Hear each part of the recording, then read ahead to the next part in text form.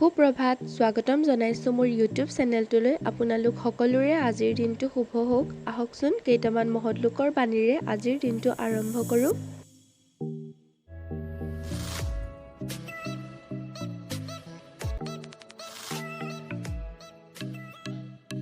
আমাৰ জীৱনলৈ কিছুমান মানুহ আশীৰ্বাদ হৈ আহে আৰু কিছুমান মানুহ আহে শিক্ষা হৈ।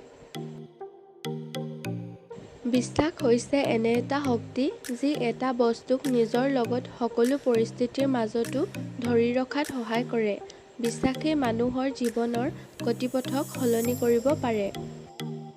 মানুহে যিমান কিতাপ পঢ়িবলৈ শিকে সিমানেই ভাবিবলৈ শিকে। সাহসেই হৈছে প্ৰথম আৰু প্ৰধান মানৱীয় যোগ্যতা, কাৰণ ইয়াৰ পৰাই আন সকলো যোগ্যতা আৰু সম্ভাৱনাৰ সৃষ্টি হয়।